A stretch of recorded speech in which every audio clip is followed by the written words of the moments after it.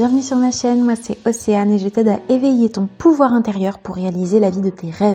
Je reviens avec une lecture de Neville Goddard, La loi et la promesse.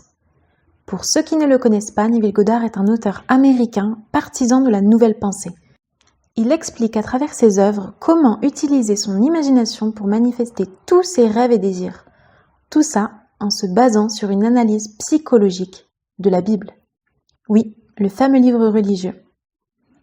Dans La loi et la promesse, il recueille de nombreux témoignages inspirants de personnes ayant participé à ces conférences. Écoutez attentivement chacune d'entre elles. Elles vous inspireront sans doute à atteindre des désirs similaires. Je vous souhaite une excellente écoute. La loi et la promesse. Chapitre 1. La loi. L'imagination crée la réalité. L'homme est une pure imagination. Dieu est homme et existe en nous, et nous en lui. Le corps éternel de l'homme est l'imagination, ce qui signifie Dieu lui-même. William Blake. L'intention de la première partie de ce livre est de montrer à travers des histoires vraies comment l'imagination crée la réalité. Le progrès de la science repose sur des hypothèses provisoirement vérifiées qui sont ensuite acceptées ou rejetées par les faits de l'expérience. L'affirmation selon laquelle l'imagination crée la réalité n'exige pas plus de considération que ne le permet la science. Elle fait ses preuves dans son exécution. Le monde dans lequel nous vivons est un monde d'imagination. La vie elle-même est une activité de l'imagination. Pour Blake, écrit le professeur Morrison de l'Université de St Andrews, le monde naît d'une activité divine, identique à ce que nous connaissons comme l'activité de l'imagination. Sa tâche est d'ouvrir les yeux immortels de l'homme vers l'intérieur, dans le monde de la pensée, vers l'infini, s'étendant pour toujours dans le sein de Dieu, l'imagination humaine. Rien n'apparaît ou n'existe par sa propre force d'être. Les événements se produisent parce que des activités imaginaires comparables et stables les ont créés. Et ils n'existent que tant qu'ils reçoivent ce soutien. Le mystère de l'imagination, écrit Douglas Fawcett, est le plus grand problème que le mysticisme s'efforce de résoudre. Le pouvoir suprême, la sagesse suprême, la joie suprême se trouvent dans la solution lointaine de ce mystère.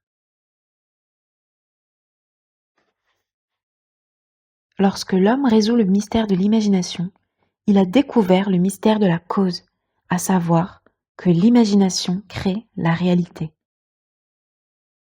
Ainsi, la personne qui est consciente de son imagination sait ce qu'elle crée. Elle comprend de plus en plus que le drame de la vie est imaginatif et non physique.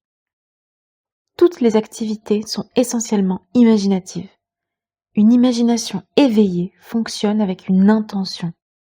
Elle crée et maintient ce qui est souhaitable et transforme ou détruit ce qui est indésirable. L'imagination divine et l'imagination humaine ne sont pas deux forces, mais une seule. La démarcation valable entre les deux supposés n'est pas dans la substance avec laquelle ils opèrent, mais dans le degré d'intensité de la force opérationnelle elle-même. Agissant sous haute tension, un acte imaginaire est un fait immédiat et objectif. Avec une tension plus faible, un acte imaginaire est réalisé dans un laps de temps. Mais que la force imaginative soit codée haute ou basse, elle est la réalité ultime, essentiellement non objective, à partir de laquelle les objets sont déversés comme des fantasmes soudains. Aucun objet n'est indépendant de l'imagination à un ou plusieurs niveaux. Tout dans le monde doit sa nature à l'imagination à un de ces différents niveaux. La réalité objective, écrit Fichte, est créée uniquement par l'imagination. Les objets semblent si indépendants de la perception que nous en avons que nous avons tendance à oublier qu'ils trouvent leur origine dans l'imagination. Le monde dans lequel nous vivons est un monde de l'imagination, et l'homme crée, par ses activités imaginaires, les réalités et les circonstances de sa vie. Il le fait en connaissance de cause ou non. L'homme accorde trop peu d'attention à ce don inestimable, l'imagination humaine, et un don est inexistant dans la pratique s'il n'est pas pris consciemment en possession, dans la volonté de l'utiliser. Chaque être humain possède le pouvoir de créer la réalité. Mais ce pouvoir dort comme s'il était mort, s'il n'est pas exercé consciemment. L'homme vit au cœur de la création, l'imagination humaine. Et pourtant, il n'a aucune idée de ce qui s'y passe. L'avenir ne sera pas très différent des activités imaginaires de l'homme. L'homme, qui peut ainsi invoquer des activités imaginaires à volonté, et pour qui les visions de son imagination sont aussi réelles que les formes de la nature, est maître de son destin.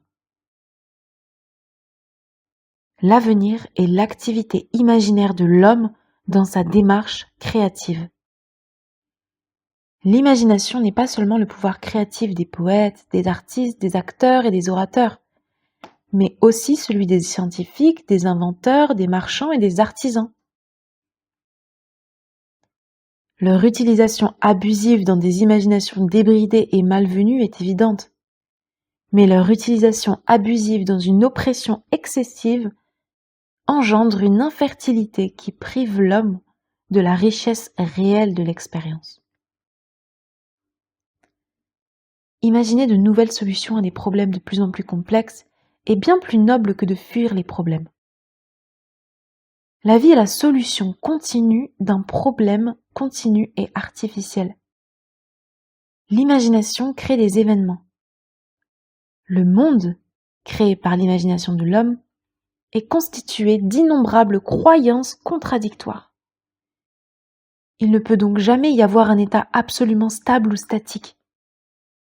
Les événements d'aujourd'hui vont forcément perturber l'ordre d'hier. Les hommes et les femmes d'imagination perturbent toujours une tranquillité d'esprit préexistante. Ne vous soumettez pas au diktat des faits et n'acceptez pas la vie sur la base du monde extérieur. Prenez le contrôle de vos actes imaginaires et le dessus sur les faits et mettez tout en relation avec votre imagination. Tenez-vous-en à votre idéal dans votre imagination. Rien ne peut vous l'enlever, si ce n'est votre échec dans l'imagination constante de l'idéal réalisé. N'imaginez que les états qui ont de la valeur ou qui sont prometteurs.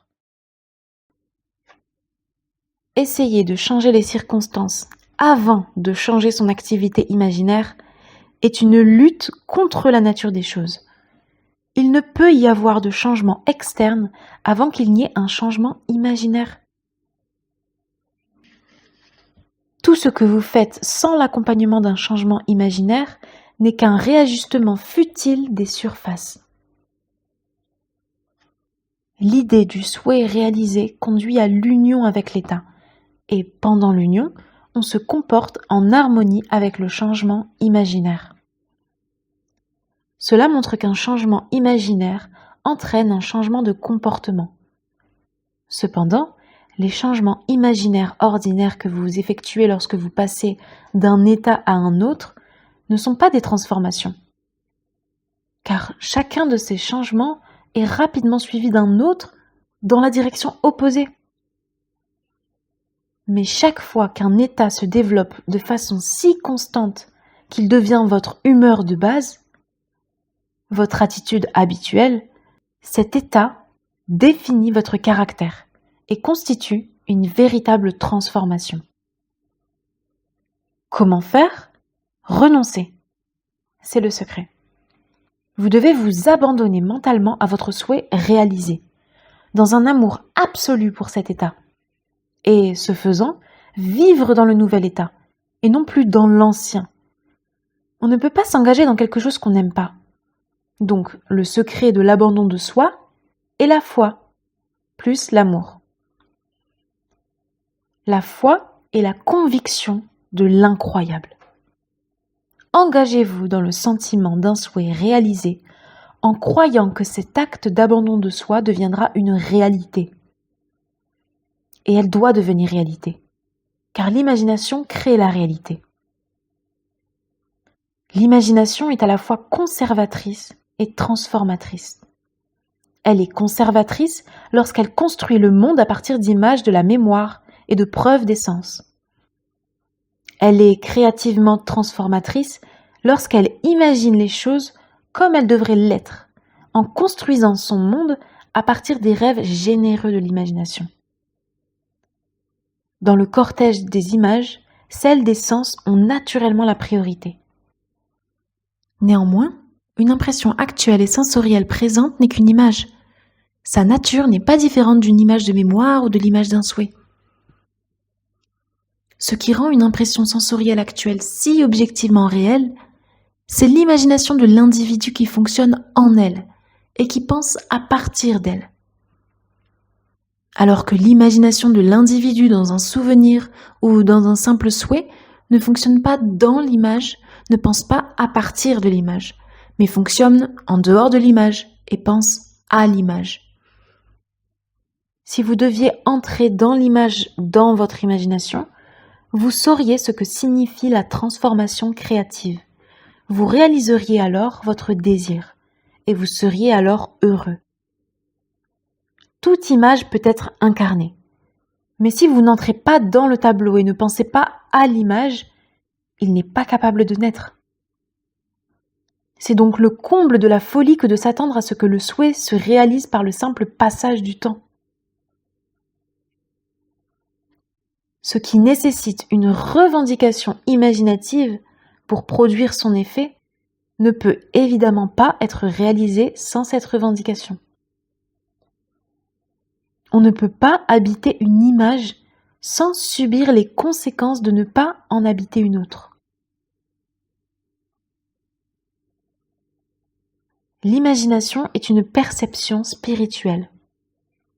Lorsque vous entrez dans l'image d'un souhait réalisé, vous donnez à l'image une vibration sensorielle, ainsi que les sons de la réalité, en agissant mentalement comme vous le feriez si c'était un fait physique.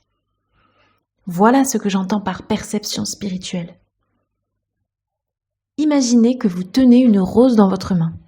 Sentez-la. Pouvez-vous reconnaître le parfum des roses ? Si la rose n'est pas là, pourquoi son parfum est-il dans l'air ? Par la perception spirituelle, c'est-à-dire par la vue imaginaire, les sons, les parfums, les goûts et les touchés, vous pouvez donner à l'image une vibration sensorielle. Ce faisant, tout se mettra en place pour vous aider à récolter. Et grâce à la réflexion, vous verrez à quel point le fil conducteur qui vous a conduit à votre objectif était subtil. Vous n'auriez jamais pu développer les moyens utilisés par votre activité imaginaire pour vous réaliser. Si vous aspirez à échapper à vos fixations sensorielles actuelles, à transformer votre vie actuelle en rêve, vous devez imaginer que vous êtes déjà ce que vous voulez être et vous sentir comme vous pensez vous sentir dans ces circonstances. Créez votre monde à partir de purs rêves d'imagination, comme un enfant dans son monde illusoire, en recréant le monde selon son cœur. Entrez mentalement dans votre rêve. Faites mentalement ce que vous feriez réellement si le rêve était physiquement réel. Vous constaterez que les rêves ne sont pas réalisés par les riches, mais par les imaginatifs. Rien ne s'interpose entre vous et la réalisation de vos rêves, sauf les faits. Et les faits sont créés par l'imagination. Si vous changez votre imagination, vous changerez les faits. L'homme et son passé forment une structure continue. Cette structure contient tous les faits qui ont été préservés, et il fonctionne encore en dessous du seuil de son esprit. Pour lui, ce n'est que de l'histoire. Pour lui, elle semble immuable, un passé mort et solidement ancré. Mais le passé lui-même est vivant. Il fait partie de l'âge vivant. Il ne peut pas laisser les erreurs du passé derrière lui, car rien ne disparaît. Tout ce qui était existe encore. Le passé existe toujours. Et il continue à donner, toujours à donner, ses résultats. L'homme doit retourner dans sa mémoire, chercher et détruire les causes du mal, quelle que soit leur ancienneté. Ce retour dans le passé et le fait de rejouer une scène du passé dans l'imagination comme cela aurait dû se produire pour la première fois, j'appelle cela la révision. Et la révision entraîne la révocation. Changer sa vie, c'est changer le passé.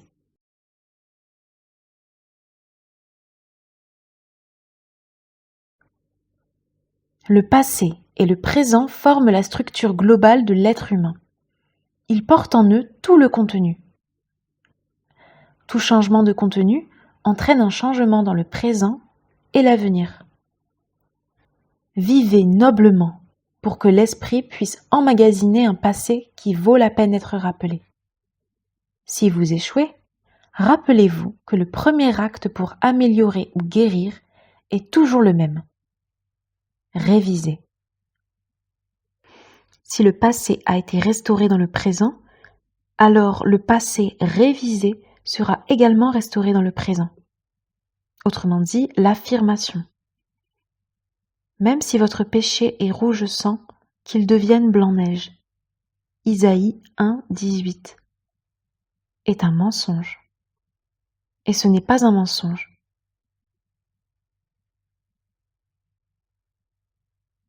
L'intention du commentaire d'Histoire en Histoire qui suit est de relier les thèmes individuels mais jamais séparés des 14 chapitres en lesquels j'ai divisé la première partie de ce livre.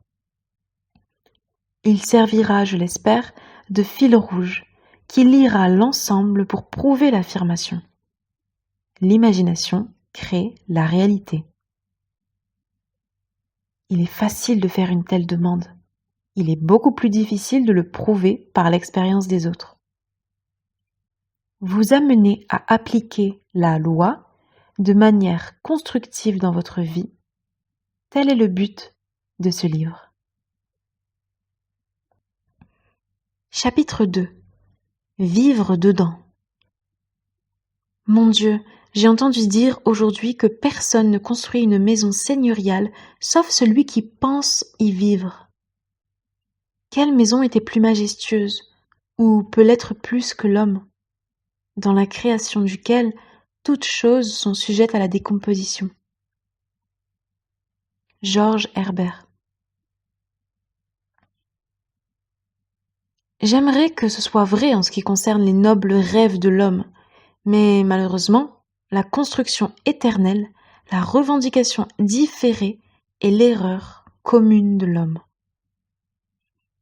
Pourquoi construire une maison seigneuriale si vous n'avez pas l'intention d'y vivre? Pourquoi construire une maison de rêve quand on n'a pas l'intention d'y vivre? C'est le secret de ceux qui restent éveillés dans leur lit et qui rêvent de leur réalité. Ils savent comment vivre dans leurs rêves jusqu'à ce qu'ils le réalisent.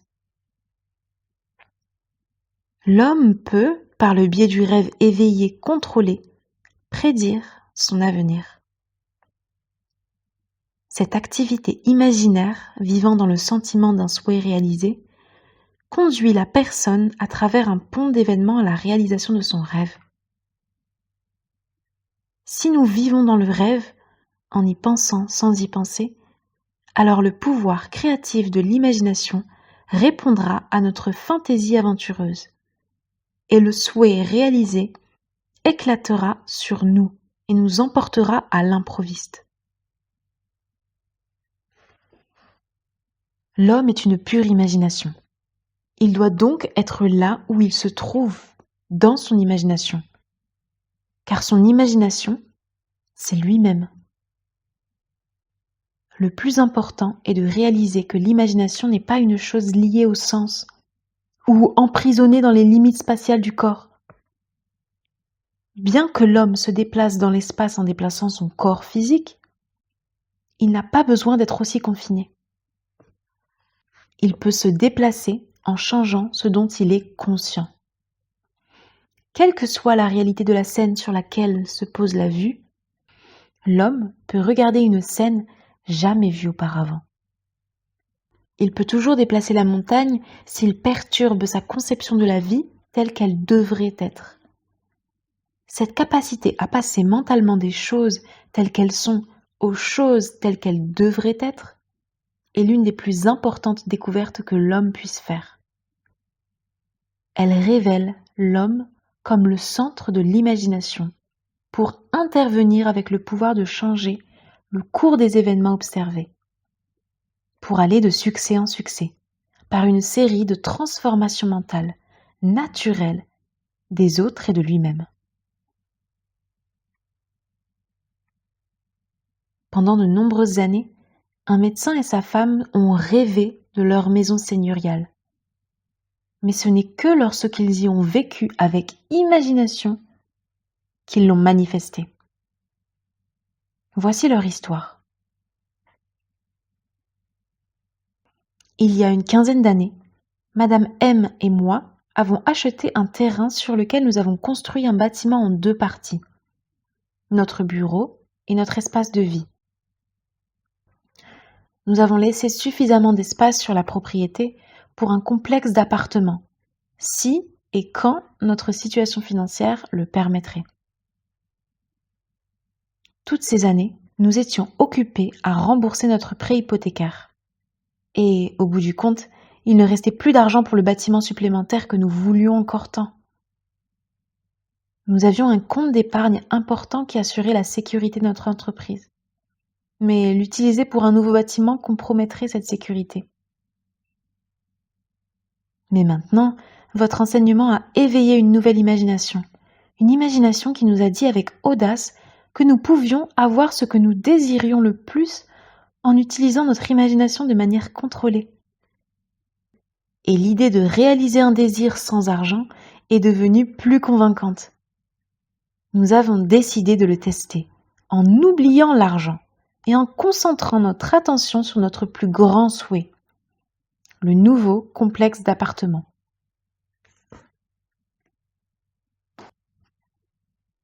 En tenant compte de ce principe, nous avons construit mentalement un nouveau bâtiment, comme nous le voulions.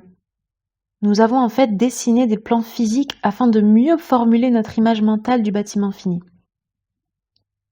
Sans jamais oublier de penser à la fin, dans notre cas l'immeuble fini et occupé, nous avons fait de nombreux voyages imaginatifs dans notre complexe d'appartements. Nous avons loué les unités à des locataires imaginaires, nous avons éclairé chaque pièce en détail et nous avons éprouvé un sentiment de fierté lorsque des amis nous ont félicités pour cette conception unique. Nous avons amené une certaine personne dans notre scène imaginaire, je l'appellerai Madame X, une dame que nous n'avions pas vue depuis un certain temps, car elle nous a abandonnés socialement, parce qu'elle trouvait notre nouvelle façon de penser un peu étrange. Dans notre scène imaginaire, nous l'avons emmenée dans le bâtiment et nous lui avons demandé comment elle l'aimait. En entendant clairement sa voix, nous avons eu sa réponse. « Docteur, je trouve ça beau. » Un jour, alors que nous parlions de notre nouvel immeuble, ma femme a mentionné un constructeur qui avait construit des appartements dans notre quartier. Nous le connaissions que de nom, qui était inscrit sur certains panneaux d'affichage devant les bâtiments en construction. Cependant, réalisant que si nous finissions par vivre, nous ne chercherions pas un constructeur, nous avons rapidement écarté ce point de vue. Nous avons continué notre émission quotidienne pendant plusieurs semaines, tous les deux ayant le sentiment d'être maintenant unis à notre désir et d'avoir finalement vécu avec succès. Un jour, un étranger est entré dans notre bureau et s'est présenté comme le constructeur dont ma femme avait mentionné le nom quelques semaines auparavant. Sur un ton d'excuse, il a dit « Je ne sais pas pourquoi je me suis arrêté ici. Je n'ai pas l'habitude d'aller vers les gens. Les gens viennent vers moi. » Il a expliqué qu'il passait souvent devant notre bureau et se demandait pourquoi il n'y avait pas de complexe d'appartements au coin de la rue.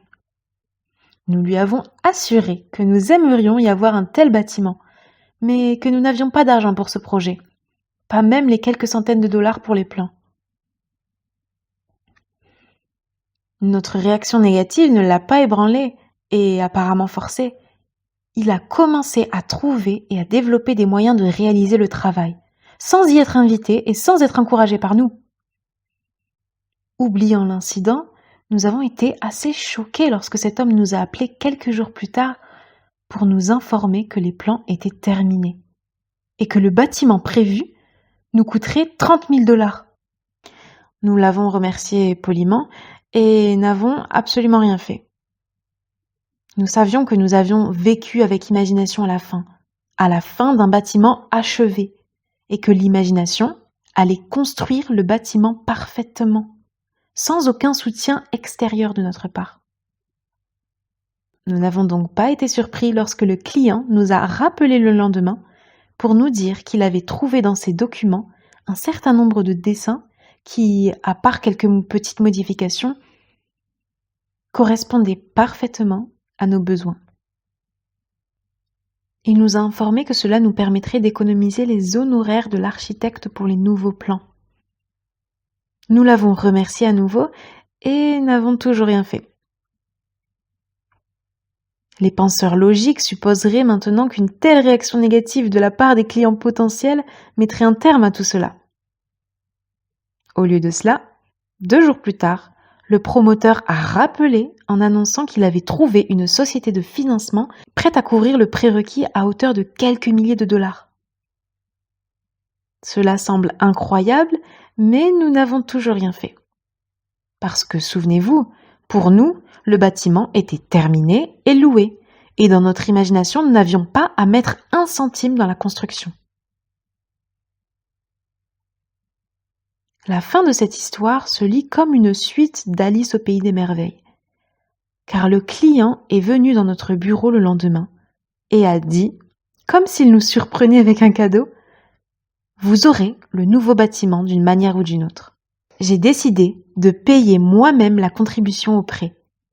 Si tout va bien, je demanderai à mon avocat de rédiger les papiers et ils pourront me payer sur le bénéfice net du bail. » Cette fois, nous avons fait quelque chose.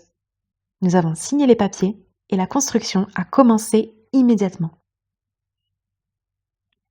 La plupart des appartements étaient déjà loués avant leur achèvement et tous, sauf un, étaient occupés le jour de l'achèvement.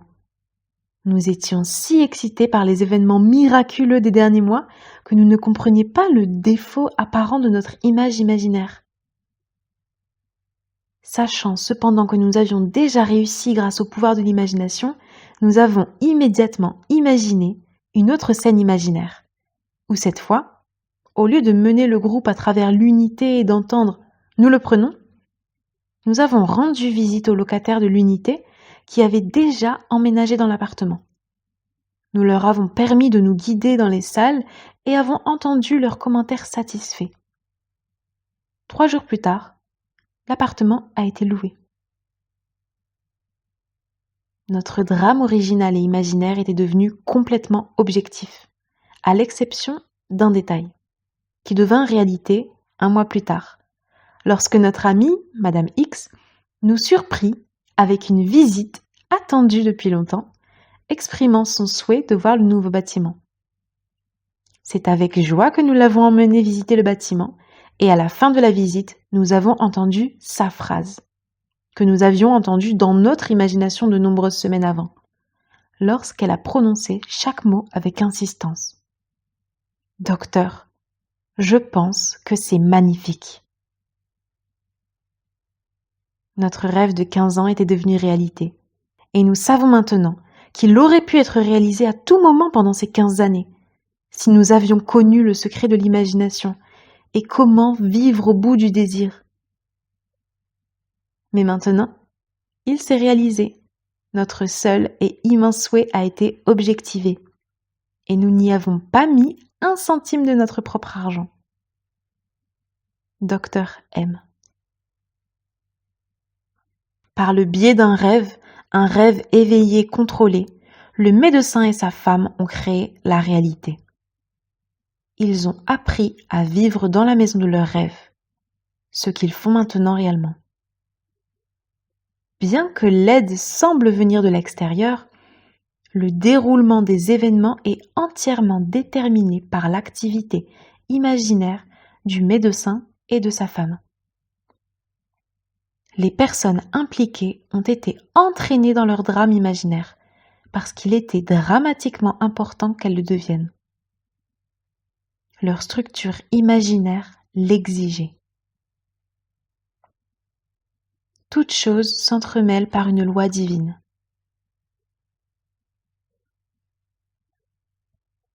L'histoire suivante illustre la façon dont une dame a préparé sa maison seigneuriale en y dormant ou en y vivant, de manière imaginative. Il y a plusieurs mois, mon mari a décidé de mettre notre maison sur le marché. L'objectif principal de ce déménagement, dont nous avions si souvent discuté, était de trouver quelque chose d'assez grand pour nous deux, ma mère, ma tante, 10 chats, 3 chiens et une perruche. Croyez-le ou non, le déménagement proposé était l'idée de mon mari, parce qu'il aimait ma mère et ma tante, et disait que de toute façon, j'étais avec elles la plupart du temps. Alors pourquoi ne pas vivre ensemble et partager une taxe foncière ? J'aimais énormément l'idée, mais je savais que cette nouvelle maison devait être quelque chose de très spécial en termes de taille, d'emplacement et de disposition, car j'insistais sur le respect de la vie privée de toutes les personnes concernées.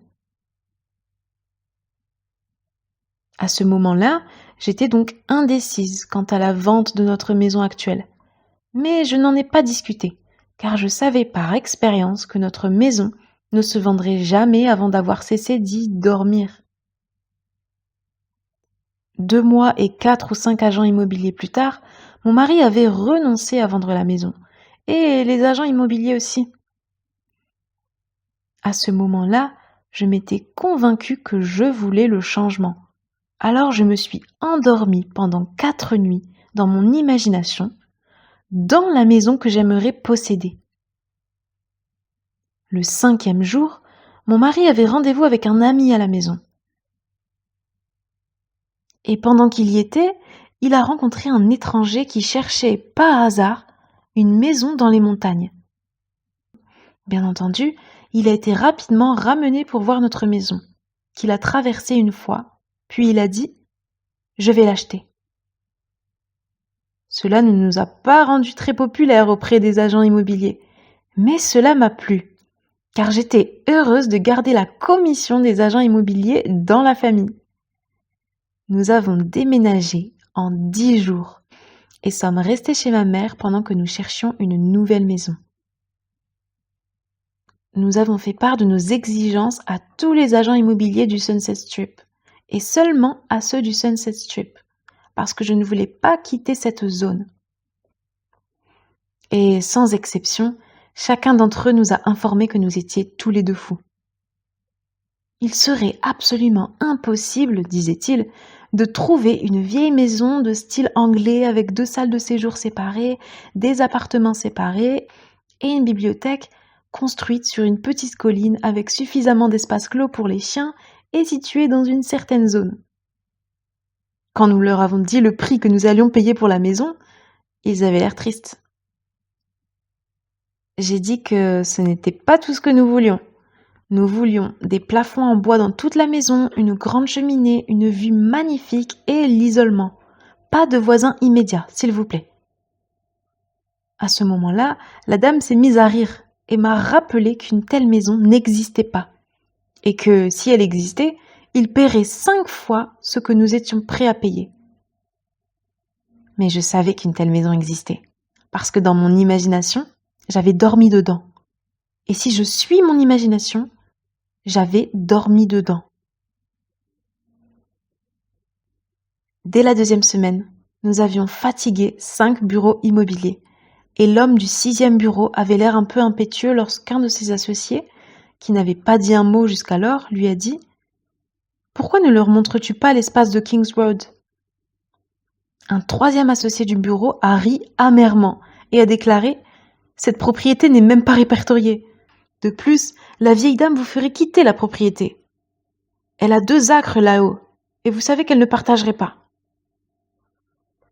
Je ne savais pas ce qu'elle ne voulait pas partager, mais le nom de la rue a éveillé mon intérêt. Parce que c'est le quartier que j'aimais le plus.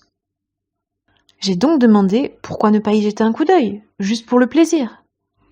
En remontant la route et en tournant sur un chemin privé, nous avons atteint une grande maison de 2 étages, construite en séquoia et en briques, d'apparence anglaise, entourée de grands arbres et assise, seule et distante, sur sa propre colline, regardant la ville en contrebas à travers toutes les fenêtres. J'ai ressenti une étrange excitation lorsque nous sommes allés à la porte et avons été accueillis par une femme aimante qui nous a gentiment invités à entrer. Je crois que je n'ai pas respiré pendant les 2 minutes qui ont suivi, car je suis entrée dans la pièce la plus noble que j'ai jamais vue. Les murs massifs en séquoia et la brique d'une grande cheminée à 8,5 mètres de hauteur, se terminant par un plafond voûté relié par d'énormes séquoias. La pièce était telle le ciel, et j'entendais déjà les chants de Noël sur le balcon de la salle à manger à l'étage qui donne sur le salon. Un grand vitrail de cathédrale donnait une vue du ciel, des montagnes et de la ville tout en bas. Et les beaux vieux murs de séquoia brillaient au soleil. Nous avons été conduits dans un appartement spacieux au rez-de-chaussée, avec une bibliothèque adjacente, une entrée séparée et une terrasse séparée. 2 escaliers menaient à un long hall ouvrant sur 2 chambres et salles de bain séparées. Et au bout du hall se trouvait, oui, un second salon avec une seconde terrasse entourée d'arbres et de clôtures de séquoia. Construit sur 2 acres de terrain magnifiquement aménagés, j'ai commencé à comprendre ce que l'agent immobilier voulait dire lorsqu'il a dit « elle ne partagerait pas ». Parce qu'un acre avait une grande piscine, complètement séparée du bâtiment principal, mais lui appartenant sans aucun doute. C'était en effet une situation apparemment insoluble, car nous ne voulions pas de 2 hectares de terrain hautement imposables, plus une piscine à un pâté de maison de la maison.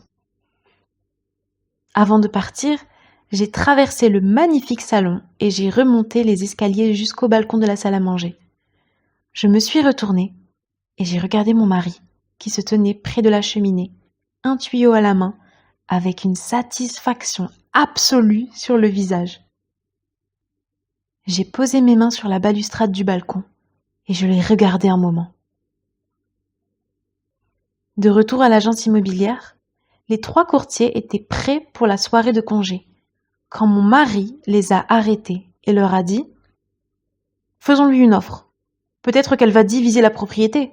Qu'avons-nous à perdre ?» Un agent immobilier a quitté le bureau sans un mot. Un autre a dit « L'idée est ridicule. » L'agent immobilier à qui nous avons parlé au départ nous a dit « Oubliez ça, c'est une chimère. » Mon mari n'est pas facilement contrarié. Mais une fois contrarié, il n'y a plus de créatures têtues sur terre. Il était maintenant en colère. Il s'est assis, a tapé sa main sur la table et a crié « C'est votre travail de faire des offres, n'est-ce pas ?» Ils ont accepté et ont finalement promis de livrer notre offre pour les terrains. Nous sommes partis et ce soir-là, je me suis tenue, dans mon imagination, sur le balcon de la salle à manger et j'ai regardé mon mari debout près de la cheminée. Il m'a regardée et m'a dit « Eh bien, chérie, comment trouves-tu notre nouvelle maison ?» J'ai dit « Je l'aime. » Je me suis attardée à voir cette belle chambre et mon mari dans cette pièce et j'ai senti la balustrade du balcon dans mes mains jusqu'à ce que je m'endorme. Le lendemain, lorsque nous étions en train de dîner chez ma mère, le téléphone a sonné et l'agent immobilier nous a informés d'une voix incrédule que nous venions d'acheter la maison. Le propriétaire a divisé la terre en 2 et nous a donné la maison et l'hectare qu'elle occupait au prix que nous lui avons proposé. JRB. Les rêveurs restent souvent éveillés dans leur lit pendant qu'ils rêvent de choses dans la réalité. Il faut soit prendre le chemin de l'imagination, soit celui des sens. Aucun compromis et aucune neutralité ne sont possibles. Celui qui n'est pas avec moi est contre moi.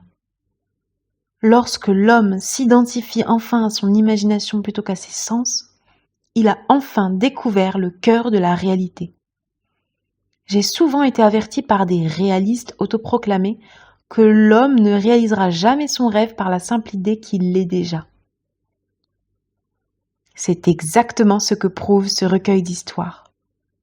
Si les gens ne voulaient vivre avec imagination que dans le sentiment d'un souhait exaucé, progressant avec confiance dans leur rêve éveillé contrôlé, le pouvoir de l'imagination répondrait à leurs fantasmes d'aventure, et le souhait exaucé éclaterait sur eux et les emporterait sans qu'on s'en aperçoive. Rien n'est plus merveilleux que les choses qui arrivent quotidiennement à la personne qui a suffisamment d'imagination éveillée pour accomplir ces miracles. Observez vos activités imaginaires. Imaginez quelque chose de mieux que ce que vous connaissez et créez un monde meilleur pour vous-même et pour les autres. Vivez comme si votre souhait était déjà réalisé, même s'il va se réaliser, et vous réduirez le temps d'attente. Le monde est imaginatif, pas mécanique. Ce sont des actions imaginaires et non un destin aveugle qui détermine le cours de l'histoire.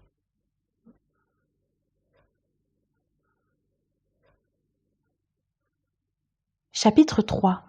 Retournez la roue. Oh, laissez votre forte imagination faire tourner la roue en arrière, jusqu'à ce que Troie ne soit plus brûlée. John Collins Squire.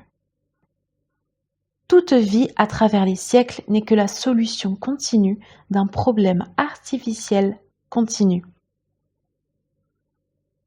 Herbert George Wells. L'état complètement stable ou statique est toujours impossible à atteindre. La fin objectivement atteinte révèle toujours plus que la fin que l'individu avait à l'esprit à l'origine. Cela conduit à un nouveau conflit intérieur qui nécessite des solutions nobles afin de pousser l'individu sur la voie de l'évolution créative.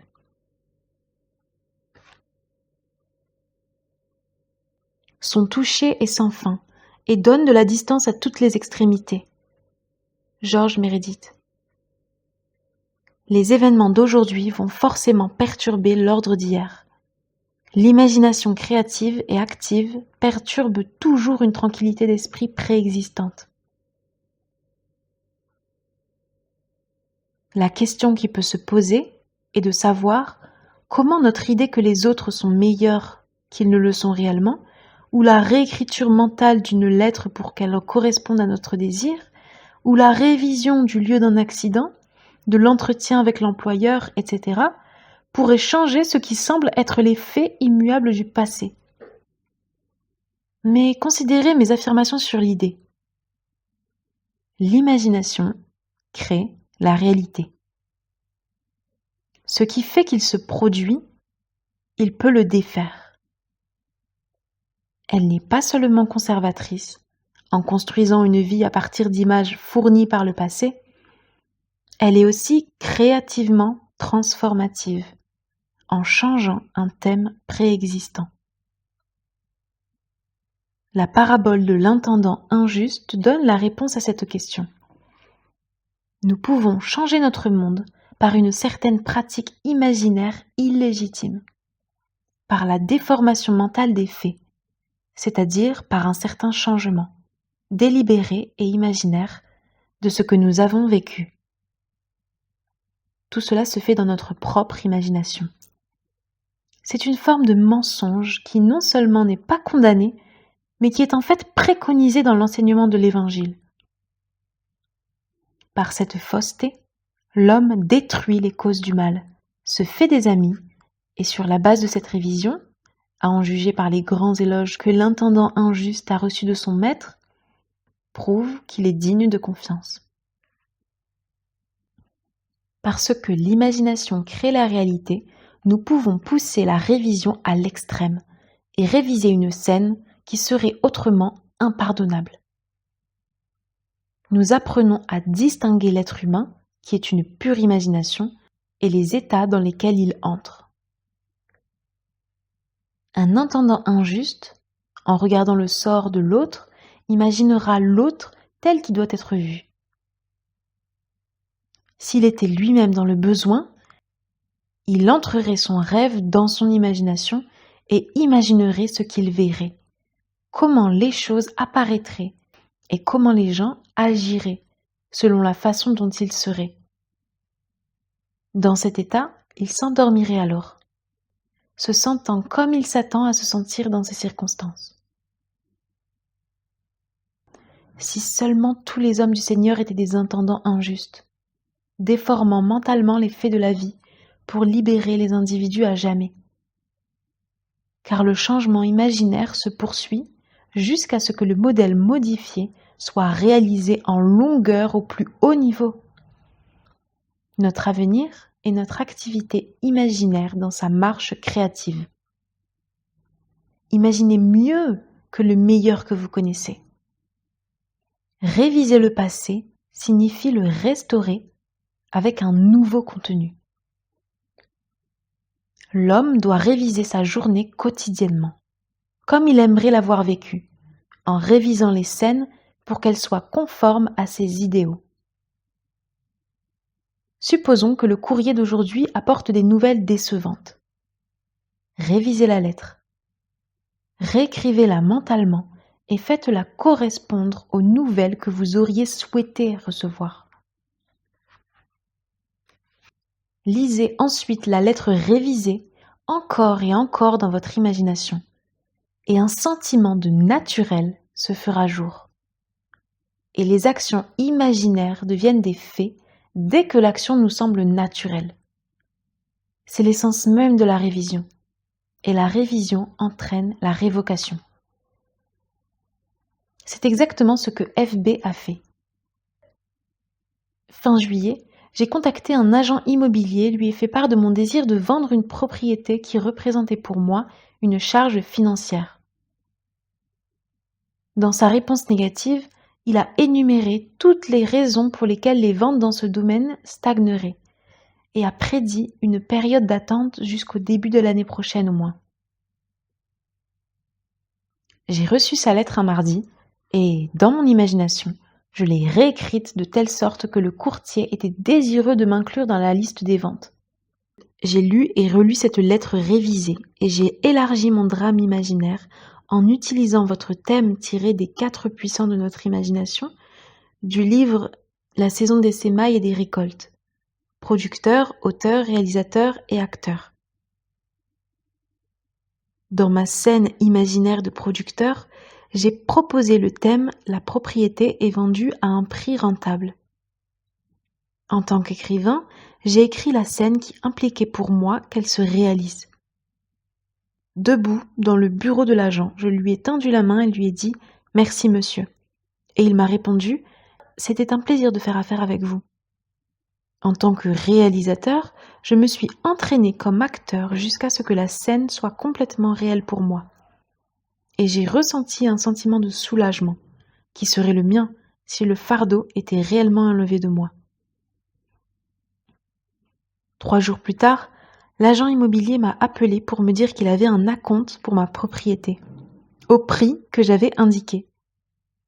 J'ai signé les papiers dans son bureau le lendemain, je lui ai tendu la main et lui ai dit « Merci monsieur ». L'agent immobilier a répondu « C'était un plaisir de faire des affaires avec vous ». 5 jours après avoir conçu et joué une scène imaginaire, celle-ci est devenue une réalité physique et a été rejouée mot pour mot, comme je l'avais entendue dans mon imagination. Le sentiment de soulagement et de joie venait non pas tant du fait que la propriété était vendue, mais plutôt de la preuve inaltérable que mon drame imaginaire fonctionnait. FB. Si l'objectif atteint était tout, comme c'est inutile. Mais FB a découvert le pouvoir en lui-même, qui peut consciemment créer des circonstances.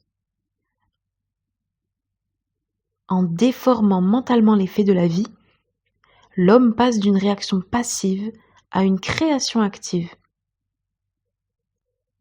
Cela brise le cycle de la répétition et construit un avenir croissant et en expansion. Si l'homme ne crée pas toujours au sens propre du terme, c'est uniquement parce qu'il n'est pas fidèle à sa vision, ou parce qu'il pense à ce qu'il veut, au lieu de le penser aux souhaits réalisés. L'homme est une composition extraordinaire, en partie captivé par ses sens, et en partie libre de rêver que ses conflits internes sont récurrents. L'état de conflit chez l'individu s'exprime dans la société. La vie est une aventure romantique.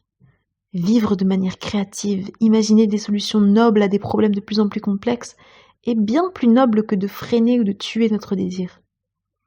Tout ce qui est désiré peut être imaginé. Serais-tu dans un rêve et ne dormirais-tu toujours pas? John Bunyan. Essayez de réviser votre journée chaque soir avant de vous endormir. Essayez de visualiser clairement et d'entrer dans la scène révisée, qui serait la solution imaginaire à votre problème. La structure révisée et imaginaire peut avoir un grand impact sur les autres, mais ce n'est pas votre préoccupation. L'autre, qui a été influencé dans l'histoire suivante, est profondément reconnaissant de cette influence. LSE écrit: Lors d'un blind test en août dernier, j'ai rencontré l'homme que j'allais épouser. Cela arrive parfois, et c'est ce qui m'est arrivé. Il était tout ce que j'ai toujours voulu chez un homme. 2 jours après cet événement enchanteur, j'ai été obligée de changer de lieu de résidence pour des raisons professionnelles. Et la même semaine, l'ami commun qui m'a présenté cet homme a quitté la ville. J'ai réalisé que l'homme que j'avais rencontré ne connaissait probablement pas ma nouvelle adresse, et franchement, je n'étais pas sûre qu'il connaisse mon nom. Après votre dernière conférence, je vous ai parlé de cette situation. Bien que j'ai eu beaucoup d'autres rendez-vous, je ne pouvais pas oublier cet homme. Votre exposé portait sur la révision de la journée. Et après vous avoir parlé, j'ai eu l'impression d'être dans un autre lit, dans ma propre maison, en tant que femme mariée.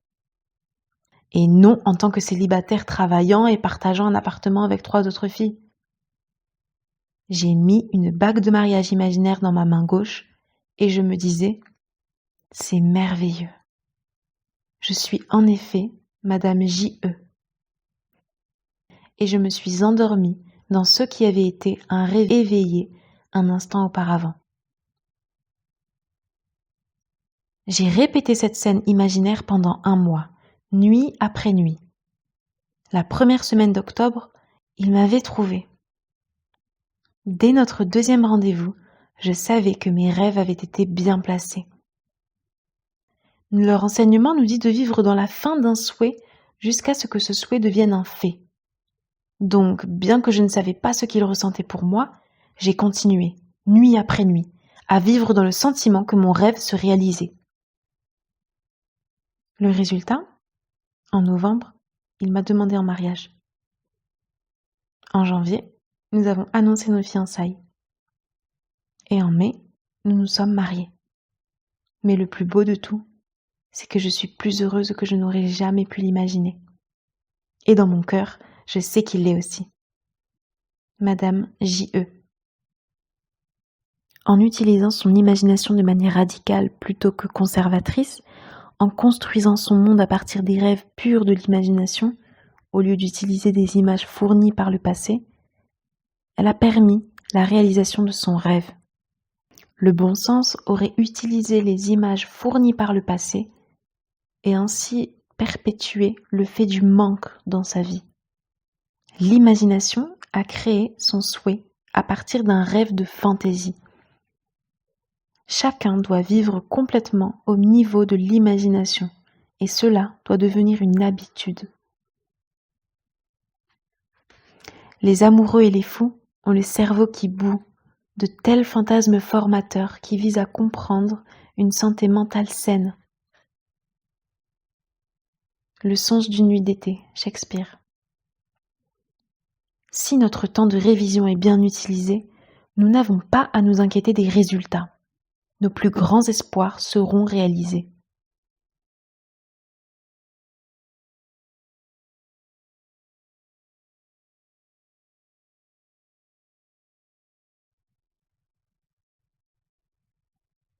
Il n'y a pas de permanence inévitable pour quoi que ce soit. Le passé et le présent ne continuent d'exister que parce qu'ils sont maintenus à un niveau ou à un autre par l'imagination. Et une transformation radicale de la vie est toujours possible pour l'homme, en révisant les parties non désirées de sa vie. Dans sa lettre, M. R.S. s'interroge sur la question de l'influence. Au cours de votre série de conférences actuelles, des problèmes sont apparus concernant les paiements d'un de mes administrateurs. La sécurité, une maison et une parcelle de terrain a été négligée et délabrée. Les propriétaires ont apparemment dépensé leur argent dans des bars, tandis que leurs 2 petites filles, âgées de 9 et 11 ans, ont été laissées sans surveillance. Cependant, oubliant l'apparence, j'ai commencé à revoir la situation. Dans mon imagination, j'ai conduit ma femme à la propriété et lui ai dit « La cour n'est-elle pas magnifique ? Elle est tellement soignée et bien entretenue. Ces personnes montrent un véritable amour pour leur maison. Nous n'avons jamais à nous soucier de cet accord de séquestre. » J'ai vu la maison et le terrain exactement comme je voulais les voir. Si beaux qu'ils m'ont donné un sentiment de plaisir chaleureux. Chaque fois que mes pensées s'égaraient vers la propriété, je répétais ma scène imaginaire. Après avoir appliqué cette révision pendant un certain temps, la femme qui vivait dans la maison a eu un accident de voiture. Alors qu'elle était à l'hôpital, son mari a disparu. Les enfants étaient pris en charge par les voisins et j'étais tentée de rendre visite à la mère à l'hôpital pour l'assurer de mon soutien si nécessaire. Mais comment le pourrais-je alors que ma scène imaginaire impliquait qu'elle et sa famille étaient heureuses, qu'elles avaient du succès et qu'elles étaient manifestement satisfaites. Je n'ai donc rien fait d'autre que ma révision quotidienne. Peu après que la femme ait quitté l'hôpital, elle a elle aussi disparu avec ses 2 filles. Les paiements pour la propriété ont été transférés et quelques mois plus tard, elle est apparue avec un certificat de mariage et un nouveau mari. Au moment où j'écris ces lignes, tous les paiements ont été reçus à temps. Les 2 petites filles sont évidemment heureuses et bien soignées et les propriétaires ont ajouté une pièce à la propriété comme garantie supplémentaire pour notre accord de séquestre. C'était très bien de résoudre mon problème sans menace, sans mots vilains, sans expulsion et sans se soucier des petites filles. Mais y avait-il quelque chose dans mon imagination qui avait conduit cette femme à l'hôpital ? R.S. Toute activité imaginaire qui augmente en intensité en concentrant notre attention sur l'objectif souhaité pour une meilleure vue d'ensemble tend à déborder dans des régions situées au-delà de l'endroit où nous sommes. Mais nous devons en rester là, en nous occupant nous-mêmes de cette activité imaginaire. Elle est merveilleusement habile pour s'adapter et ajuster les moyens de se réaliser elle-même. Dès que l'on pense en termes d'influence plutôt qu'en termes de clarté du but recherché, l'effort de l'imagination devient un effort de la volonté, et le grand art de l'imagination pervertit à la tyrannie. Le passé enfoui est généralement plus profond que notre esprit superficiel ne peut le creuser. Mais heureusement, cette dame a rappelé et prouvé que le passé fait peut aussi être défait par la révision. Pendant 39 ans, j'ai souffert d'un dos faible. La douleur a augmenté de plus en plus et de moins en moins, mais elle n'a jamais disparu complètement. Les progrès étaient tels que j'ai reçu un traitement médical presque continu. Le médecin a redressé ma hanche pour le moment, mais la douleur n'a pas disparu. Un soir, je vous ai entendu parler de la révision et je me suis demandé si une maladie qui existait depuis près de 40 ans pouvait être inversée. je me suis souvenu que je suis tombée d'une balançoire très haute à l'âge de 3 ou 4 ans et que j'ai été très malade par la suite en raison d'une grave blessure à la hanche.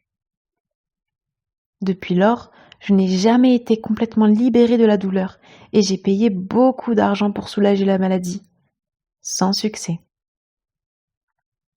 Cette année, au mois d'août, la douleur s'est encore aggravée et j'ai décidé de me tester pour tenter de réviser l'accident précédent qui a causé tant de malheur dans la douleur et des factures médicales coûteuses, presque toute ma vie. De nombreuses soirées se sont écoulées avant que je puisse me sentir revenir à mon enfance. Mais j'ai réussi. Un soir, je me suis vraiment sentie sur cette balançoire, sentant les rafales de vent, alors que la balançoire s'élevait de plus en plus haut. Lorsque la balançoire a ralenti, j'ai sauté en avant et j'ai atterri fermement sur mes pieds. Dans l'intrigue imaginaire, j'ai couru vers ma mère et j'ai insisté pour qu'elle vienne me voir. Je l'ai refait. J'ai sauté de la balançoire et j'ai atterri en toute sécurité sur mes 2 pieds. J'ai répété cette action imaginaire encore et encore jusqu'à ce que je m'endorme pendant l'action. En 2 jours, la douleur dans mon dos et ma hanche a commencé à diminuer. Et en 2 mois, elle n'existait plus. Une maladie qui m'a tourmentée pendant plus de 39 ans m'a coûté une demi-dizaine de milliers de dollars pour essayer de la guérir. Elle n'était plus là. LH. C'est au sécateur de révision que nous devons notre culture principale. L'homme et son passé sont une structure continue. Cette structure comprend tout ce qui a été préservé du passé et qui fonctionne encore sous le seuil de ses sens pour influencer le présent et l'avenir de sa vie. L'ensemble est porteur de tous ces contenus. Tout changement de contenu entraîne un changement dans le présent et l'avenir. Le premier acte d'amélioration ou de guérison est toujours la révision. Si le passé peut être restauré dans le présent, le passé révisé peut l'être aussi. Ainsi, le passé révisé apparaît au cœur de sa vie actuelle. Ce n'est pas le destin, mais un passé révisé qui lui a apporté le bonheur. Soumettez les résultats et les réalisations au test ultime de la véritable imagination. Et votre confiance dans le pouvoir de l'imagination de créer la réalité augmentera progressivement grâce à vos expériences de révision, confrontées à l'expérience. Ce n'est qu'à travers ce processus d'expérimentation que vous pouvez réaliser la puissance potentielle de votre imagination éveillée et contrôlée. Je cite « Combien devez-vous à mon maître ?» Il a dit « 100 tonnes d'huile. » Et il lui dit « Prends une lettre, assieds-toi et écris-en 50. » Luc 16, 5, 6.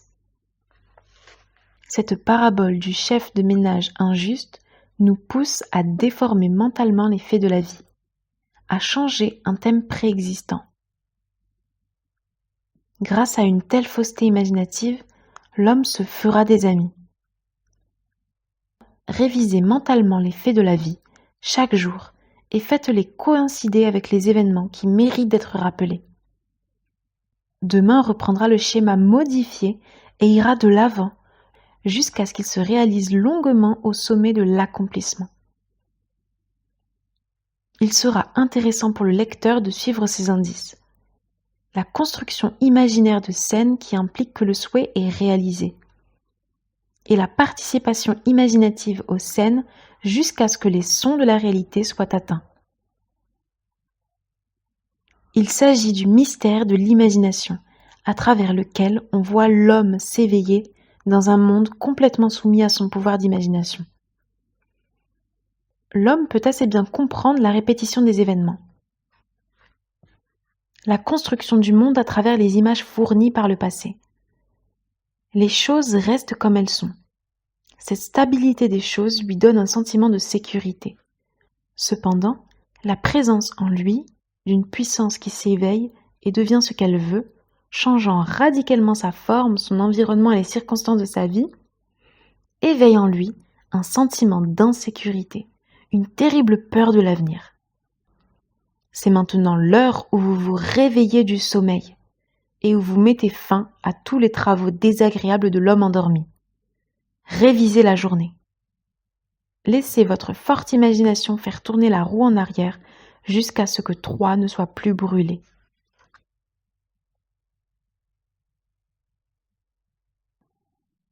Chapitre 4.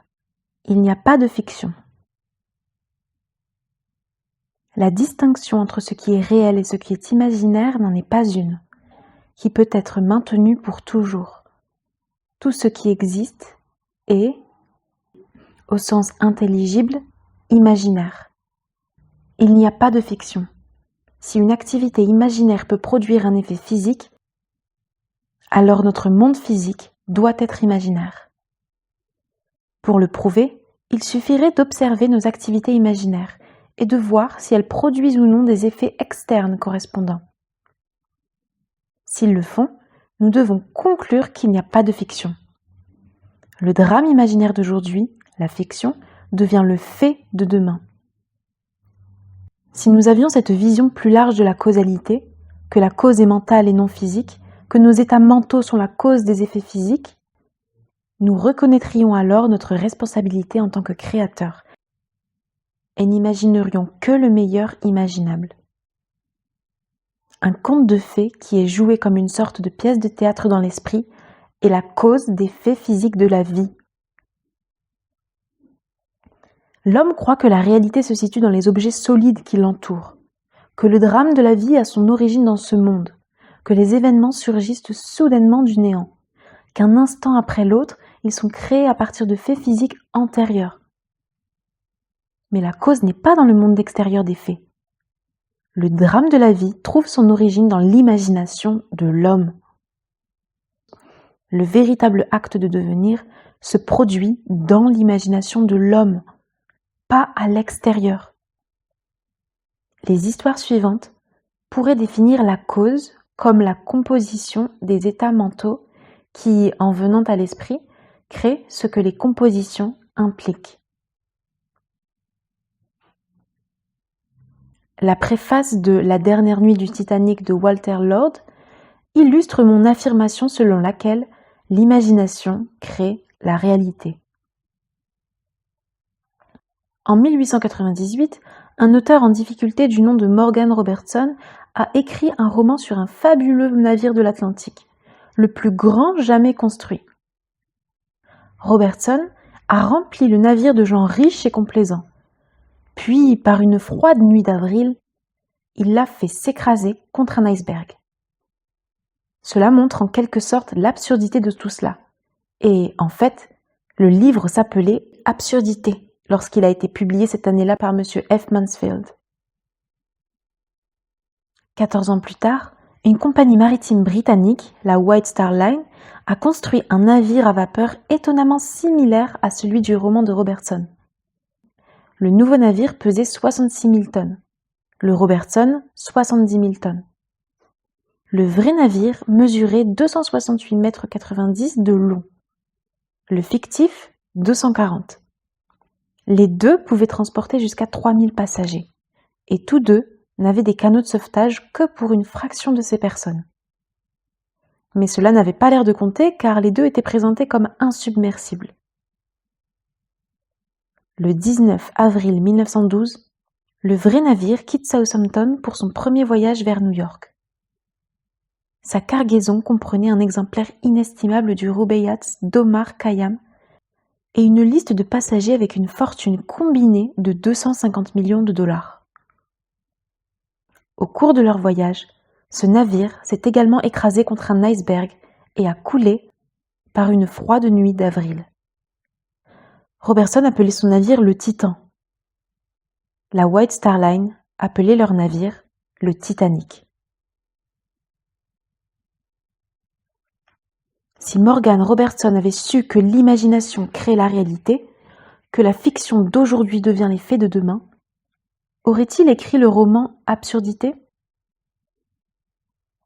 Au moment de la tragique catastrophe, écrit Schopenhauer, le soupçon est plus que jamais condensé que la vie est un mauvais rêve dont il faut se réveiller. Et le mauvais rêve est causé par l'activité imaginaire de l'humanité endormie. Les activités imaginaires peuvent être éloignées de leur manifestation, et les événements non observés ne sont que des phénomènes. La cause, telle qu'on la voit dans cette tragédie, se trouve ailleurs dans l'espace et le temps. Loin du lieu de l'événement, invisible pour tous, l'activité imaginaire de Robertson, tel un scientifique dans une salle de contrôle, guidait son projectile de fusée à travers l'espace et le temps.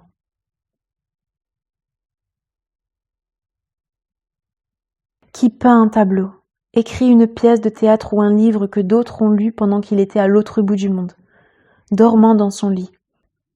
Quand il néglige son page, le dormeur pourrait aussi bien être mort. Que sait-il de sa vie lointaine et insoupçonnée? Que sait-il des pensées que ses pensées suscitent? La vie qu'il donne ou le combat à propos de lui? Un peu de critique, un peu d'éloge? Mais le plus vivant, celui qui dort, ou son esprit vif dans un autre endroit, ou une vingtaine d'autres endroits, qui garde l'attention fixée et le sommeil des autres chasse. Qui est le il? Le il qui dort, ou le il que son propre il ne peut ni sentir ni voir? Samuel Butler. Les écrivains imaginatifs ne communiquent pas leur vision du monde, mais leurs attitudes qui résultent de leur vision.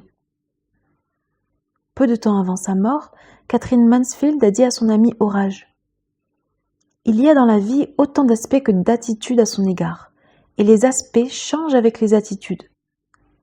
Pourrions-nous changer d'attitude? Non seulement nous devrions voir la vie différemment, mais la vie elle-même en viendrait à être différente. La vie subirait un changement d'apparence, parce que nous aurions nous-mêmes subi un changement d'attitude.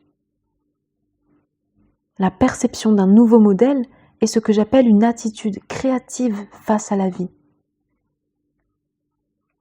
Les prophètes, a écrit Blake, au sens moderne du terme, n'ont jamais existé. Jonas n'était pas un prophète au sens moderne du terme, car sa prophétie de Ninive a échoué. Tout honnête homme est un prophète. Il exprime son opinion sur les questions privées et publiques. Ainsi, si vous faites cela, il vous arrivera cela. Il ne prédit jamais une telle chose arrivera quoi que vous fassiez. Un prophète est un visionnaire, pas un dictateur arbitraire. La fonction du prophète n'est pas de nous annoncer ce qui est inévitable, mais de nous dire ce qui peut être construit à partir de l'imagination. L'avenir est déterminé par les activités imaginaires de l'humanité, activités créatives, activités que l'on peut voir dans tes rêves et les visions quand tu es couché sur ton lit. Daniel 2, 28.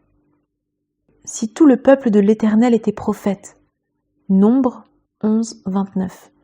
Au vrai sens du terme, comme ce danseur qui, du sommet de son idéal réalisé, voit maintenant des sommets encore plus élevés qui doivent être escaladés. Après avoir lu cette histoire, vous comprendrez pourquoi ce danseur est si sûr de pouvoir prédéterminer l'avenir matérialiste qu'il désire, et pourquoi il est tout aussi sûr que d'autres donnent une réalité à ce qui n'était autrement qu'une simple invention de son imagination, et qu'il n'existe et ne peut exister rien d'autre que l'imagination à un niveau ou à un autre. Rien n'existe sans le support de l'imagination. L'esprit peut créer de la matière, des gens sur des planètes plus brillants qu'auparavant, et donner un souffle à des formes qui peuvent survivre à toute chair. Lord G. Byron. Mon histoire commence à l'âge de 19 ans. J'étais un professeur de danse qui avait un peu de succès, et j'ai continué dans un état statique pendant presque 5 ans. À la fin de cette période, j'ai rencontré une jeune femme qui m'a convaincue d'assister à vos conférences. En vous entendant dire « l'imagination crée la réalité », j'ai pensé que l'idée était ridicule. Cependant, j'ai décidé d'accepter votre défi et de réfuter votre thèse. J'ai acheté votre livre Hors de ce monde et je l'ai lu plusieurs fois. Encore peu convaincue, je me suis fixé un objectif plutôt ambitieux. Mon poste actuel était celui d'instructeur au cours de danse Arthur Muret et mon objectif était de posséder une franchise et d'être moi-même le patron d'un cours Arthur Muret. Cela semblait être la chose la plus improbable du monde, car les franchises étaient très difficiles à obtenir, et en plus de cela, je n'avais pas les fonds nécessaires pour lancer un tel projet. Néanmoins, j'ai assumé le sentiment d'un souhait réalisé où, nuit après nuit, dans mon imagination, je m'endormais en dirigeant mon propre studio. 3 semaines plus tard, un ami m'a appelé de Reno, dans le Nevada. Il y possédait le studio Muret et disait que cela était trop pour lui d'y faire face seul. Il m'a proposé un partenariat et j'ai été ravie. Tellement ravie que je me suis précipitée à Reno avec de l'argent emprunté et que j'ai rapidement oublié tout de vous et de votre histoire d'imagination. Mon partenaire et moi avons travaillé dur et avons eu beaucoup de succès, mais après 1 an, je n'étais toujours pas satisfait, je voulais plus. J'ai commencé à réfléchir au moyen de trouver un autre cours. Tous mes efforts ont échoué. Un soir, alors que je me retirais, j'étais agitée et j'ai décidé de lire.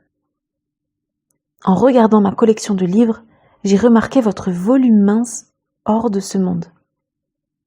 J'ai pensé aux bêtises que j'avais subies il y a 1 an avant d'avoir mon propre cours. Je vais avoir mon propre cours. Les mots dans mon esprit m'ont électrisée. J'ai relu le livre ce soir-là et plus tard, dans mon imagination, j'ai entendu mon supérieur louer le bon travail que nous avions fait à Reno et suggérer que nous acquérions un 2e cours, car il avait un 2e emplacement prêt pour nous si nous souhaitions nous agrandir. J'ai reconstitué cette scène imaginaire chaque soir, sans faute. 3 semaines après la première nuit de mon drame imaginaire, il s'est concrétisé, presque mot pour mot. Mon partenaire a accepté le nouveau cours à Bakersfield et j'ai eu le cours de Renaud seul. J'étais maintenant convaincue de la vérité de votre enseignement et je n'oublierai plus jamais. Maintenant, je voulais partager cette merveilleuse connaissance à propos de la puissance de l'imagination avec mon personnel. J'ai essayé de leur raconter les merveilles qu'ils pouvaient accomplir, mais je n'ai pas réussi à en atteindre beaucoup.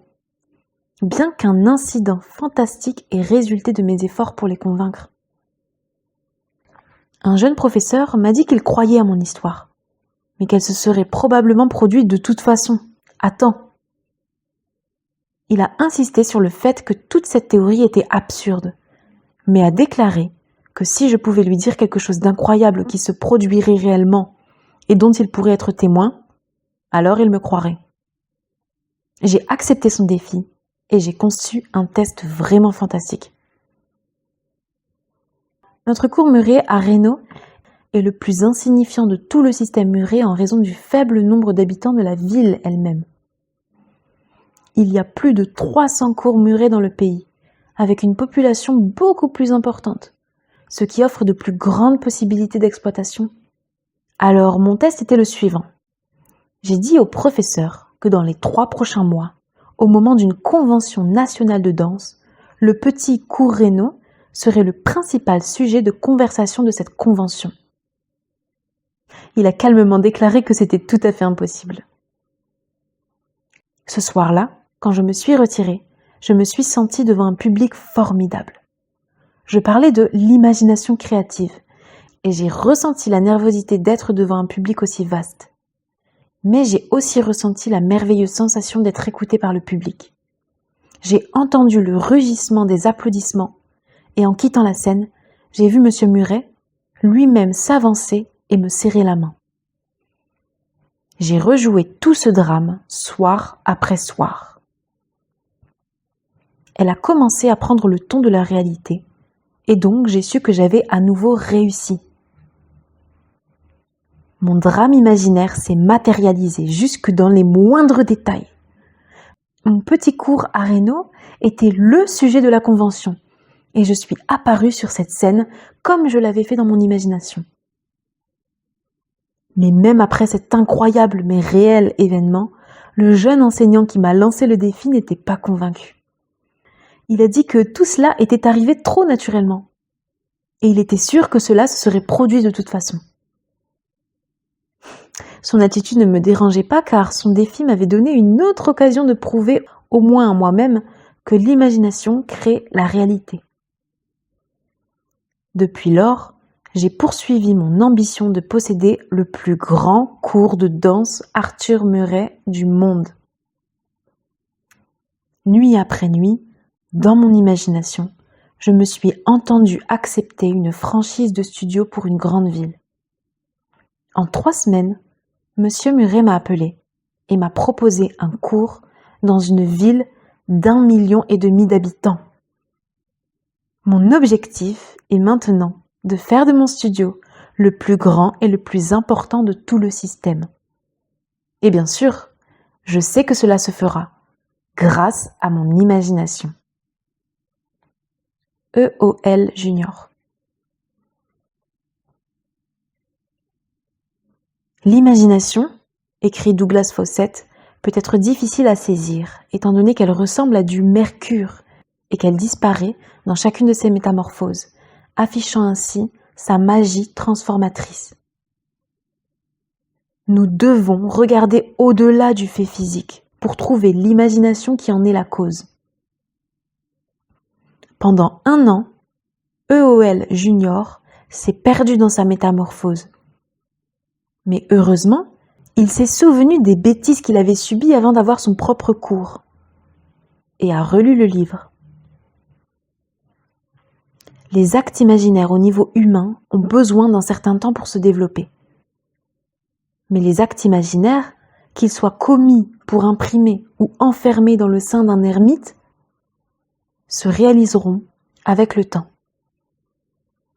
Testez-vous, ne serait-ce que par curiosité.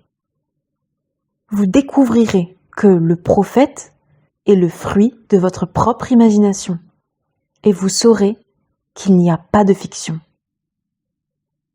Nous ne devrions jamais être certains que ce n'est pas une femme foulant le pressoir qui a commencé ce subtil changement dans l'esprit des hommes, ou que la passion à cause de laquelle tant de pays ont été donnés à l'épée n'a pas commencé dans l'esprit d'un garçon de berger, éclairant ses yeux un instant avant qu'il ne s'enfuit sur son chemin.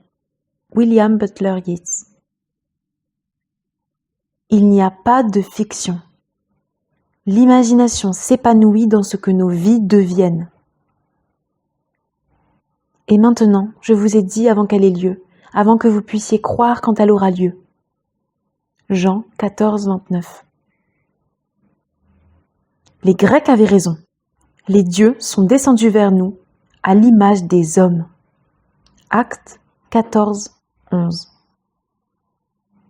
Mais ils se sont endormis et ne se rendent pas compte de la puissance qu'ils exercent par leurs activités imaginaires. Réels sont les rêves des dieux et passent doucement leur plaisir dans un long rêve immortel. John Keats. E.B., auteur, est pleinement conscient que la fiction d'aujourd'hui peut devenir la réalité de demain. Dans cette lettre, elle écrit « Un printemps, j'ai terminé une nouvelle. Je l'ai vendue et je l'ai oubliée. Ce n'est que plusieurs longs mois plus tard que je me suis assis et que j'ai comparé nerveusement certains faits de ma fiction avec certains faits de ma vie. Veuillez lire un bref aperçu de l'histoire que j'ai créée. Ensuite, comparez-le avec mon expérience personnelle. L'héroïne de mon histoire a fait un voyage de vacances dans le Vermont, à la petite ville de Stowe, dans le Vermont, pour être exact. Lorsqu'elle est arrivée à destination, elle a été confrontée à un comportement tellement désagréable de la part de son compagnon qu'elle a dû soit continuer à laisser la demande égoïste d'un autre la dominer toute sa vie, soit rompre ce schéma et partir. Elle l'a rompu et est retournée à New York. À son retour, et l'histoire continue, les événements ont pris forme dans une proposition de mariage qu'elle a acceptée avec joie. Pour ma part de ce récit, à mesure que les petits événements évoluaient, j'ai commencé à me souvenir des dictats de ma propre plume et dans une relation significative. C'est ce qui m'est arrivé. J'ai reçu une invitation d'une amie qui m'a proposé de passer des vacances dans sa résidence d'été dans le Vermont. J'ai accepté et je n'ai pas été surpris au début lorsque j'ai appris que sa résidence d'été était dans la ville de Stowe. À mon arrivée, j'ai trouvé mon hôtesse dans un tel état de nervosité que j'ai réalisé que j'étais confrontée soit à un été misérable, soit au choix de la quitter. Jamais auparavant dans ma vie je n'avais été assez fort pour ignorer ce que je croyais être les revendications de devoir et d'amitié. Mais cette fois-ci, je l'ai fait et sans cérémonie, je suis retournée à New York. Quelques jours après être rentrée chez moi, j'ai reçu moi aussi une proposition de mariage. Mais à ce stade, les faits et la fiction se sont séparés. J'ai refusé l'offre. Je sais, Neville, la fiction n'existe pas. E.B. Oubliez la Werther, seuls les dieux se souviennent éternellement. Par leurs grands souvenirs, les dieux sont connus. George Meredith. Les fins sont fidèles à leurs origines imaginaires. Nous récoltons les fruits d'un temps de floraison oublié. Dans la vie, les événements ne surviennent pas toujours là où nous avons semé la graine, de sorte que nous ne pouvons pas reconnaître notre propre récolte. Les événements sont l'émergence d'une activité imaginaire cachée. L'homme est libre d'imaginer ce qu'il désire. C'est pourquoi, malgré tous les fatalistes et les prophètes de malheur mal avisés, tous les hommes éveillés savent qu'ils sont libres. Ils savent qu'ils créent la réalité. Y a-t-il un passage de l'Écriture pour appuyer cette affirmation ? Oui. Je cite. « Et il est arrivé que, selon son interprétation, il en soit ainsi. » Genèse 41, 13. Yeats a dû découvrir qu'il n'y a pas de fiction, car après avoir décrit certaines de ses expériences dans l'utilisation consciente de l'imagination, il écrit « Si tous ceux qui ont décrit des événements comme celui-ci n'ont pas rêvé, nous devrions réécrire notre histoire, car tous les hommes, certainement tous les hommes imaginatifs, doivent sans cesse jeter des enchantements, des merveilles, des illusions. Et tous les hommes, surtout les hommes tranquilles, qui n'ont pas de vie égoïste puissante, doivent passer continuellement sous leur pouvoir.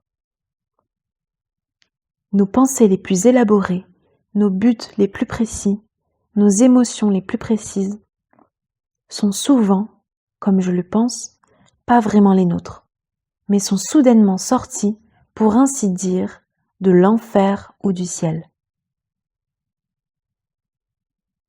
Il n'y a pas de fiction.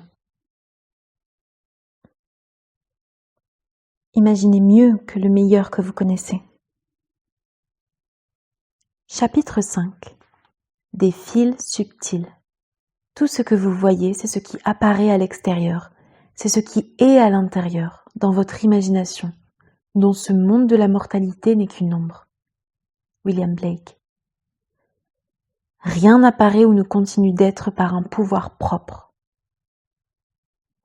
Les événements se produisent parce que des activités imaginaires relativement stables les ont créés et qu'ils continuent d'exister grâce au soutien qu'ils reçoivent de ces activités imaginaires. Le rôle que joue l'imagination du souhait réalisé dans la création consciente de circonstances est évident dans cette série d'histoires. Vous verrez que le fait de raconter une histoire d'utilisation réussie de l'imagination peut servir d'aiguillon et de défi aux autres pour essayer et voir. Un soir, un homme s'est levé dans mon public. Il m'a dit qu'il n'avait pas de questions à poser, mais qu'il aimerait me dire quelque chose. Voici son histoire. Lorsqu'il est sorti des forces armées après la Seconde Guerre mondiale, il a trouvé un emploi qui lui a permis de toucher un salaire net de 25 $ par semaine. Au bout de 10 ans, il gagnait 600 $ par mois.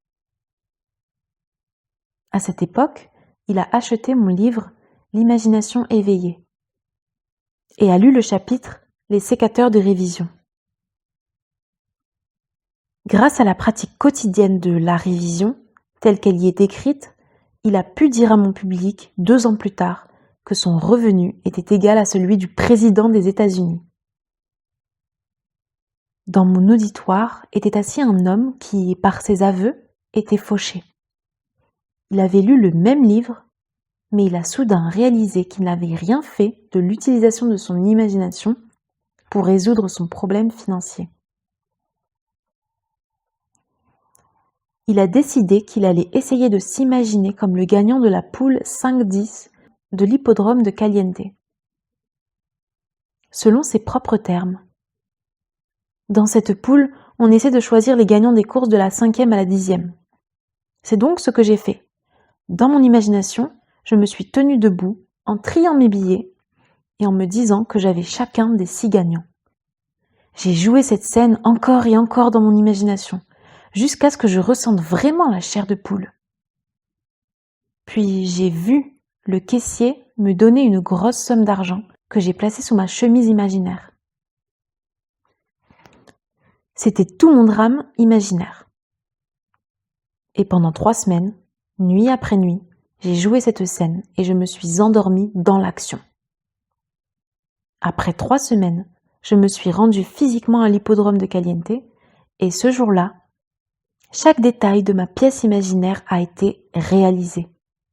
Le seul changement dans la scène a été que le caissier m'a donné un chèque d'un montant total de 84 000 $ à la place de la monnaie. TK. Après ma conférence, le soir où cette histoire a été racontée, un homme dans le public m'a demandé si je pensais qu'il était possible pour lui de reproduire l'expérience de TK. Je lui ai répondu qu'il devait décider lui-même des circonstances de sa scène imaginaire, mais que, quelle que soit la scène qu'il choisisse, il devait créer un drame qu'il pourrait rendre naturel pour lui et imaginer la fin avec toute l'intensité possible. Il ne devait pas travailler pour trouver les moyens d'atteindre la fin, mais vivre avec imagination dans le sentiment que son souhait était réalisé. Un mois plus tard, il m'a montré un chèque de 16 000 $ qu'il avait gagné la veille dans une autre poule de 5 à 10, sur le même hippodrome de Caliente. Son histoire ne s'est pas arrêtée là. Sa première victoire lui a permis de régler ses difficultés financières immédiates, bien qu'il ait souhaité avoir plus d'argent pour la sécurité future de sa famille. De plus, et c'est plus important pour lui, il voulait prouver que ce n'était pas un accident. Il pensait que si sa chance pouvait se reproduire une 2e fois de suite, la loi des probabilités lui permettrait de prouver que c'est bien l'imagination qui produisait réellement cette réalité miraculeuse. Il a donc osé mettre son imagination à l'épreuve une 2e fois. Il continue. Je voulais un compte bancaire important, et cela signifiait pour moi voir un solde important sur mes relevés bancaires. C'est pourquoi j'ai imaginé une scène qui m'a amené dans 2 banques. Dans chaque banque, je voyais un sourire reconnaissant de la part du directeur de la banque lorsque j'entrais dans son établissement, et j'entendais le salut cordial du caissier. Je demandais à voir mon relevé de compte. Dans une banque, j'ai vu un solde de 10 000 $. Dans l'autre banque, j'ai vu un solde de 15 000 $. Ma scène imaginaire ne s'est pas arrêtée là.